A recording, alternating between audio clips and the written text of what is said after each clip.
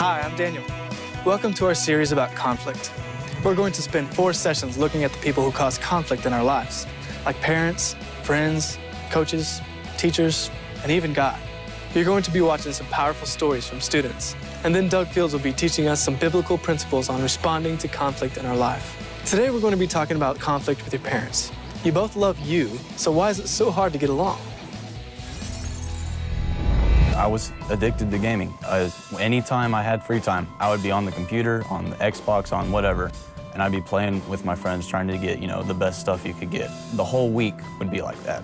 And then Sunday, when, you either want to sleep in or I'm up playing video games all night long, my parents would come and say, all right, it's time for church. And I would kind of sit there and be like, are you kidding? I'm doing this right now, I'm busy. I'm not concerned about all that other stuff. So my mom, she'd always get mad at me. And she would say, well, how come you're not studying? How come you're not doing this? I just tell her, I'm too busy. I'm playing video games. I don't want to. I've got better things to do than what you want me to do. And she would get mad, and we would have fights about that and stuff. One time, she was getting really upset, and she was really stressed out, and both of her parents had passed away. And it was just a hard time on everybody. And I back-talked her, and she just exploded.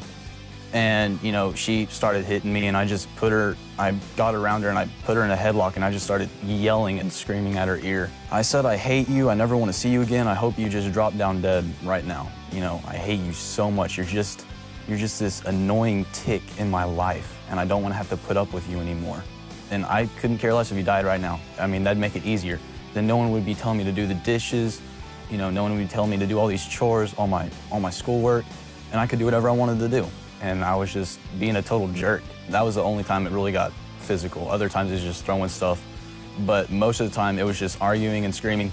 And it would end by me screaming at her saying, I don't care what you think, I'm doing my own thing. And I'd, go upstairs, shut the door, and just keep playing my games. My biggest regret would probably be saying all the things that I said to my mom. How could someone say that about your family? And I said it to her face, and when I had her in the headlock and I was screaming at her, I said all these names and stuff, and I said, I hated you. And she said that she forgave me. But there's no way that you'd be able to forgive someone for doing that. Now, Chris's situation is obviously an extreme example of conflict within the home, and the first thing to say is really pretty easy, and it's that this type of violence is never okay. I mean, nobody wins with violence, and I'd say to anyone in a violent situation that you need to find an adult with whom you trust and talk to that person immediately about what's happening within your home. But there's another problem going on in Chris's story that all of us can relate to because we've all dealt with it, and it's selfishness. It's so easy to buy into the lie that the world around us really exists to make us happy. And I know I can slip into this type of thinking real easy. I start with thinking about what I want and what I need and how I look. And then I start treating people around me based on if they're gonna help me get what I want or not. Just plain and simple, that's called selfishness. And the problems that you and I have in this world, they arise from selfishness. Not a few of our problems, not some of our problems, but all of them. As a matter of fact, let's take a look at what it says in James chapter 4, verses 1 and 2. What is causing the quarrels and fights among you? Don't they come from the evil desires at war within you? You want what you don't have, so you scheme and kill to get it. You're jealous of what others have, but you can't get it, so you fight and wage war to take it away from them. Yet you don't have what you want because you don't ask God for it. See, the Bible says that fights and conflicts in our lives, they all stem from us trying to get what we think will make us happy. So how do you and I fix this whole selfishness issue? Well, one way is to focus on a little phrase, and I call this a life-changing phrase. If you could focus on it and memorize it, it's this, real simple. It's not about me. Okay, it's not about me. If there's a relationship in your life that's broken, whether it be with a parent or a friend or whoever, things would be so different if you just kind of stopped in the midst of that conflict and said, it's not about me. Okay, it's not about me. And then you ask the question, what is this other person thinking or feeling, and how can I ignore my wants and my desires to help them, since really, it's not about me. And I am so convinced that if you and I can learn to do this, that our relationships will quickly move to the road of health.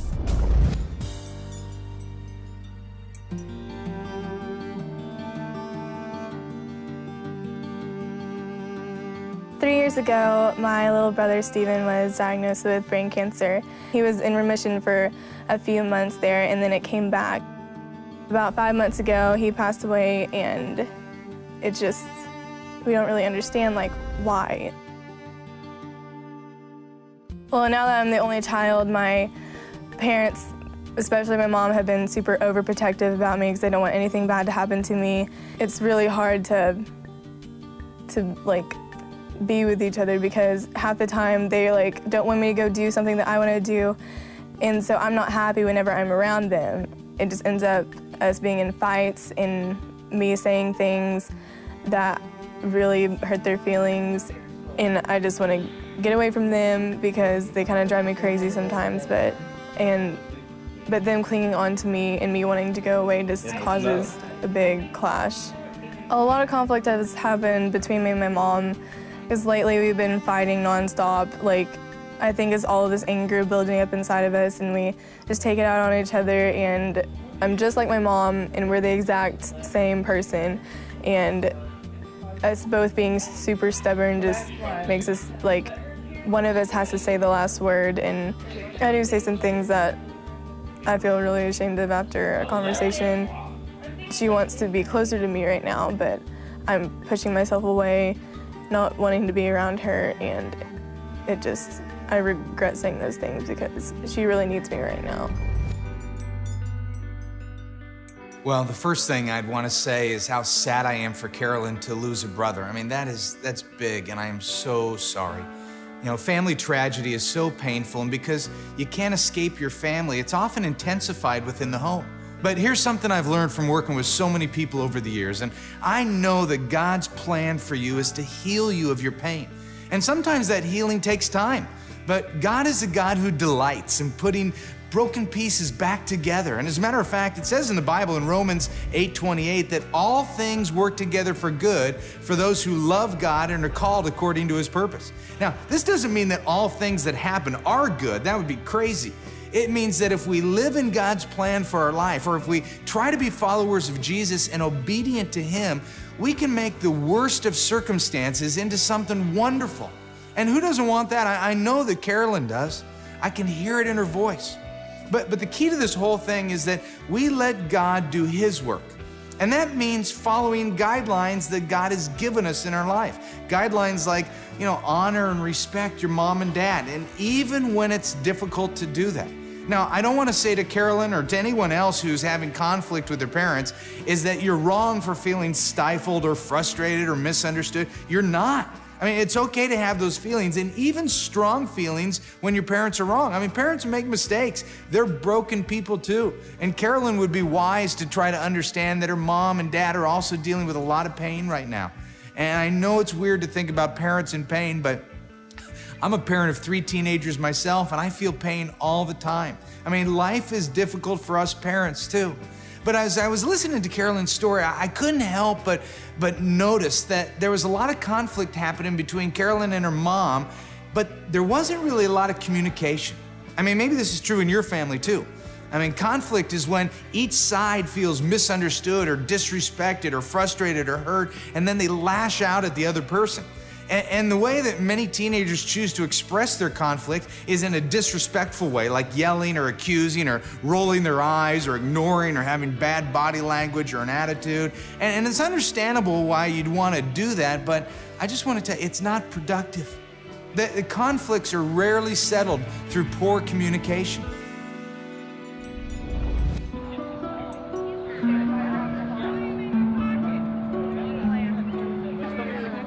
I didn't believe in God. My mother's pagan and I grew up pagan. And I didn't necessarily believe in that either, but I considered that my religion. It wasn't Satanism, it was more just worshiping nature. I felt like every time I read the Bible, it contradicted itself. There were some verses in there that I couldn't stand, things in there that I looked at and I thought, oh, that's just stupid, nobody can live like that. Growing up pagan, we did just a lot of nature stuff. We had a garden in the backyard, and my mom called it our butterfly mating garden. And it was just small things like that. There were superstitions we had to abide by. When I first confessed, I really did want to talk to her about it, and I had a hard time keeping my mouth shut when it came to talking to her about it, and it did cause a lot of tension between us. And she hated it. She hated me for it. She wouldn't talk to me because she was scared I'd start trying to convert her again. Me and her have gotten in a few fights, and the conflict mainly arises when she gets mad at me. Sometimes she'll say, you know, you're not really a good Christian. She tries not to because she knows it hurts my feelings. If she wants to ground me, she'll ground me from church rather than grounding me from going to see friends. And it makes things a little harder in my house that we live two totally separate lives. Trying to share with my mom can be difficult because if I sit down and say, I want to talk to you about something, and I start mentioning God and Christ, she thinks I'm trying to convert her, and she feels like she's being forced into that, and that I won't care about her if she doesn't. And then finally, she told me, she said, if you really want me to change, and if you want me to follow Christ, don't tell me in your words. Show me in your actions. It's so tough to live in a house with somebody who has different beliefs than you.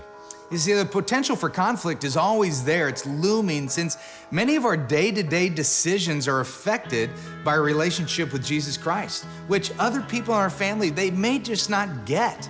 And it's difficult to be Christ-like in every second of every day. And you know, your family members, they see you in all the moments of life, and the good, the bad, the irrational, the moody, and all the seasons. And here's where the relief comes in. God doesn't expect you to change a family member, or actually anyone for that matter, on your own power. I mean, you do your part to strive to be more like Jesus and to model God's love and forgiveness to others, especially those in your family. And then, as you do the possible, God will do the impossible. See, only God can change a heart. His love and His grace are stronger than anything you and I can deliver to our family. So don't feel like you have to carry the weight of the entire Bible and try to be perfect or free from messing up. Just be normal. I mean, live out your faith in an authentic way, and your family members will see the difference. They'll see God's light in and through you. So just rest in God's mercy and power that ultimately is what brings other people to Him. Here are a few things we talked about today. Communication is a huge key to navigating a relationship with your parents. Also, realize that the simple phrase, "it's not about me," can help keep things in perspective. Take a look at recording artist Joy Whitlock. She shares about growing up as a pastor's kid. I grew up as a pastor's kid. Went to church every Sunday, every Wednesday night, every Sunday night. But I can honestly say that I was lost. It wasn't genuine or real. Had a really bad high school years. Started rebelling then and just getting into all kind of stuff, and I put my parents through a lot those years. I used people, I used my family and manipulated them. I was into drugs, and I just used them.